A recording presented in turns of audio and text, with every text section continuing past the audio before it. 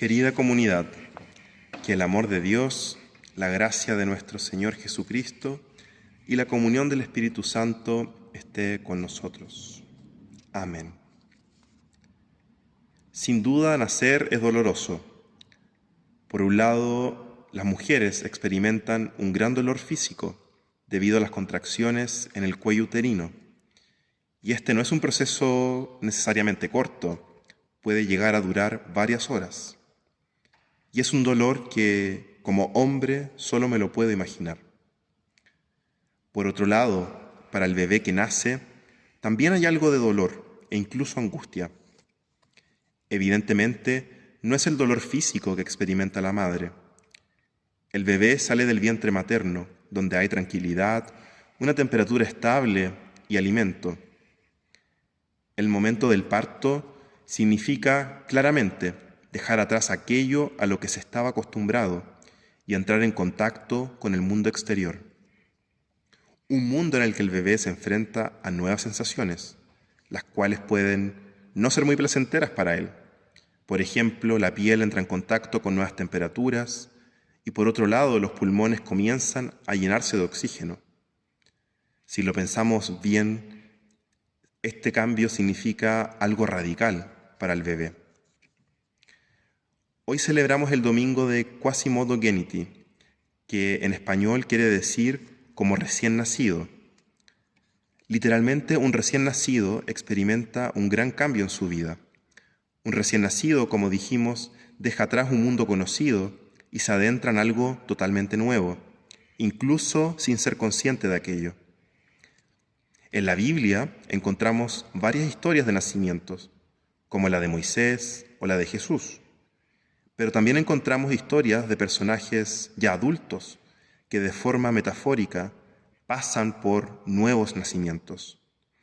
Los invito ahora así a escuchar el texto bíblico que inspira esta prédica y que se encuentra en Génesis capítulo 32, versículos 23 al 32.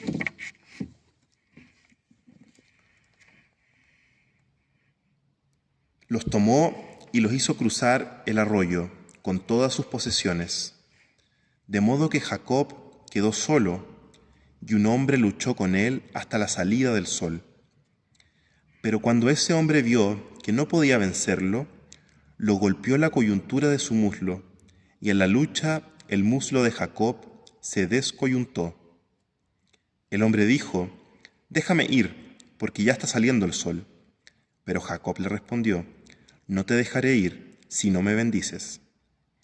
Aquel hombre le dijo: «¿Cuál es tu nombre?». Y él respondió: «Jacob». Y el hombre dijo: «Tu nombre ya no será Jacob, sino Israel, porque has luchado con Dios y con los hombres, y has vencido». Entonces Jacob le preguntó: «Ahora hazme saber tu nombre». Y aquel hombre respondió: «¿Para qué quieres saber mi nombre?». Y lo bendijo allí. A ese lugar Jacob le puso por nombre Peniel, porque dijo: «He visto a Dios cara a cara y sigo con vida». El sol salía cuando Jacob, que iba cojeando de la cadera, cruzó Peniel. Por eso hasta el día de hoy los israelitas no comen del tendón que se contrajo y que está en la coyuntura del muslo, porque aquel hombre golpeó a Jacob en esta parte de su muslo, en el tendón que se contrajo.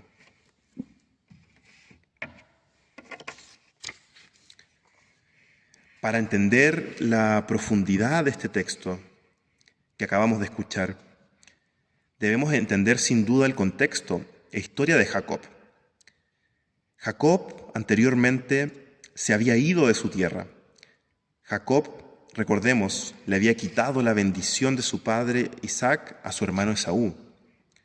Su madre Rebeca le dijo a Jacob que huya a la tierra de su hermano Labán hasta que a Esaú se le pase su enojo por la traición que Jacob había cometido. Jacob le hace caso a su madre Rebeca, y se va a la tierra de su tío Labán. Pero no se va por corto tiempo. Jacob se queda 20 años allá, en la tierra original de su madre. Allí Jacob hace su vida, se casa con Lía y con Raquel, y tiene 11 hijos, con ellas y también con las criadas de sus esposas. Luego de ello, Jacob y su familia deciden volver a la tierra de su padre, Isaac. Y es en este viaje de vuelta que se ubica nuestra historia. Jacob había logrado enriquecerse en la tierra de su tío y había juntado muchos animales. Llevaba consigo de vuelta a la tierra de su padre rebaños de animales. Jacob sabía que iría a encontrarse en este viaje con su hermano Esaú. Sin duda Jacob no se había olvidado de lo que había sucedido. Probablemente el engaño de Esaú seguía siendo un peso para él. Y esto queda en evidencia cuando Jacob envía un mensajero a Esaú. Y cuando el mensajero vuelve donde Jacob, le dice: Esaú te espera con 400 hombres. Aquí Jacob se espanta y tiene miedo. Pero es muy interesante que el texto no entrega ninguna otra información. No habla de hombres armados o hombres que irán a atacar a Jacob. Sin embargo, Jacob tiene miedo. Puede ser que piense que su hermano tomará venganza por su engaño. Es así que Jacob, en una forma de protección, decide dividir todo lo que llevaba en caravanas y al mismo tiempo preparar regalos para Esaú, esperando que el enojo de su hermano pudiera apaciguarse. Y Jacob, junto a su familia, se colocan al final de estas caravanas. Y Jacob, en un momento, antes de cruzar el río Yabok, queda solo. Y es en este lugar donde un hombre lo ataca inesperadamente en medio de la noche. Jacob y este hombre luchan por mucho tiempo, hasta que el hombre le dice que lo suelte, porque ya va a amanecer. Pero Jacob le responde que solo lo soltará si es que él lo bendice. El hombre le pregunta: ¿cómo te llamas? Y él responde: Jacob. El hombre le dice que de ahora en adelante no se llamará más Jacob, sino que Israel, que significa que ha peleado con Dios. Y luego Jacob le pregunta que cómo se llama él. Y el hombre no responde. Y es acá cuando el hombre bendice a Jacob.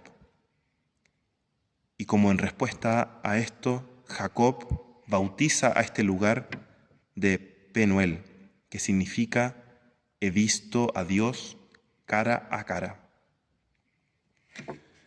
Luego de esta misteriosa escena, Jacob se reencuentra con su hermano Esaú.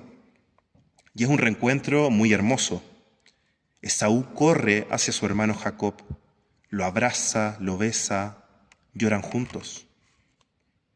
Aquí los miedos de Jacob no se cumplen como él esperaba. El reencuentro entre los hermanos rompe con toda falsa expectativa que Jacob se había hecho. Después de leer esta historia y poder entender su contexto, es que me pregunto, ¿qué significado puede tener este encuentro de Jacob con este misterioso hombre? Según los estudiosos de la Biblia, no se sabe exactamente a quién representa la figura del hombre. Podría ser un ángel, Dios o incluso un enfrentamiento de Jacob con él mismo. Pero lo que sí sabemos es que el nombre Israel, significa el que lucha contra Dios. Y que Jacob bautiza el lugar como Penuel, que significa he visto el rostro de Dios. Pero más allá de quién sea exactamente el personaje misterioso, sin duda Jacob se enfrenta a una situación tensa y que implica a la figura de Dios. Recordemos que Jacob no se ha enfrentado a la situación de su hermano en años. Seguramente Jacob carga con el peso del engaño a su hermano y ahora le toca enfrentarse a esta situación. Podemos interpretar la lucha de Jacob con el hombre como una lucha en la que él, Jacob, debe enfrentarse a la realidad, a una situación que lo ha agobiado por mucho tiempo. Por eso probablemente Jacob sentía tanto miedo del encuentro con su hermano. Y ahora, como en un parto, Jacob debe pasar por un proceso doloroso para así volver a nacer y reconstruir esta relación con su hermano. Algunas veces la confrontación con la realidad implica a Dios. Dios viene a confrontarnos con ella. Como en la historia bíblica, el hombre es el que lucha con Jacob. Y es así que me pregunto, ¿cuántas veces nosotros nos hemos confrontado con Dios, con la realidad que Dios nos está mostrando? Pienso sobre todo ante situaciones límites, como la muerte, la separación de otra persona, la enfermedad o la pérdida. Quiero contarles algo un poco personal. Cuando yo era adolescente crecí con una imagen de un Dios castigador, observador, un Dios que no tenía mucha misericordia. Y esto podía llegar a ser aterrador muchas veces. Recuerdo muy bien que oraba a Dios para que me cambiara, para que sacara este peso de mí, de mi pecado, de mis faltas. Fue un proceso sin duda doloroso enfrentarse a este Dios. Pero como Jacob, también hubo momentos oscuros, largas noches, hasta que llegó un momento de luz. Y en un largo proceso en el cual comencé a descubrir otras formas de vivir la fe, que me fueron liberando de mis viejas ataduras. Y estas nuevas formas de vivir la fe las fui descubriendo en esta comunidad, en el Redentor. Así tuve que cambiar mi imagen de Dios, de lo que yo creía que era Dios, y entender que Dios también es misericordioso, que Dios perdona, que Dios acompaña. Y fui entendiendo que en la vida no todas las cosas son completamente negras o blancas, que también en la vida hay matices. Y entendí que Dios comprende esto también y nos acompaña en este camino. Y el comprender esto realmente fue liberador para mí. Muchas veces los miedos que tenemos nos bloquean y nos hacen quedarnos en un lugar por mucho tiempo. Así como Jacob estuvo 20 años donde su suegro, con miedo, esperando volver a ver a su hermano, muchas veces nos encontramos igual que Jacob, hasta que de pronto nos encontramos con Dios, quien nos confronta. Dios nos hace luchar con Él, o más bien diría, Dios nos hace luchar con nosotros mismos y enfrentarnos a quienes somos, a lo que no queremos ver. A pesar de que Jacob lucha con Dios, cree en Él, y eso creo que es muy bonito. Cree en un Dios que le da bienestar. Por ello es que Jacob, y eso impresiona en el texto al leerlo, le pide la bendición a este hombre. En mi caso yo también decidí seguir creyendo en Dios. Confié en que Dios me hace bien, en que Dios es amoroso y me acoge, nos acoge a todos. Y a pesar de lo doloroso que puede llegar a ser esta confrontación, al fin y al cabo, esta confrontación es sanadora. De la misma manera en que Jacob y Esaú lograron reconciliarse. Y me pregunto, ¿por qué este proceso de renovarse es doloroso? ¿Cuál es la parte dolorosa o quién hace que esto sea doloroso? Diría que es el enfrentarse a la realidad o a la verdad ante la cual se está. Por un lado hay miedo a la nueva situación a la que nos vamos a enfrentar. No sabemos cómo va a ser, es algo que escapa de nuestro control. Muchas veces lo desconocido nos asusta. Y en el caso de Jacob, este miedo era tan grande que incluso él pensaba que iba a morir. Es como el proceso de nacer. Hay dolor por el enfrentamiento, pero continuamos porque sabemos que estaremos mejor. En el caso del bebé, él está cómodo dentro del vientre. Seguramente si le preguntáramos, decidiría quedarse toda la vida dentro, pero seguiría creciendo y no tendría suficiente espacio. Además, podría correr el riesgo de ahogarse dentro del vientre. Asimismo, llega un punto en que enfrentamos las situaciones, el momento de la lucha. Pero en esa lucha puede suceder algo maravilloso, aunque esto pueda sonar contradictorio. Al igual que Jacob, podemos pedir la bendición de Dios, la bendición de un Dios que nos acompaña y que nos entrega nuevas fuerzas, la bendición que nos prepara a la confrontación con nuestro propio Esaú, y por fin logramos liberarnos de ese peso que cargábamos. Como el domingo pasado, donde celebramos la resurrección de Cristo, también nosotros somos invitados por Dios a nacer de nuevo. Dios nos invita a una vida nueva, en la que podamos reconciliarnos con nuestra realidad, en la que podamos volver a rehacer los vínculos que tal vez alguna vez fueron quebrados.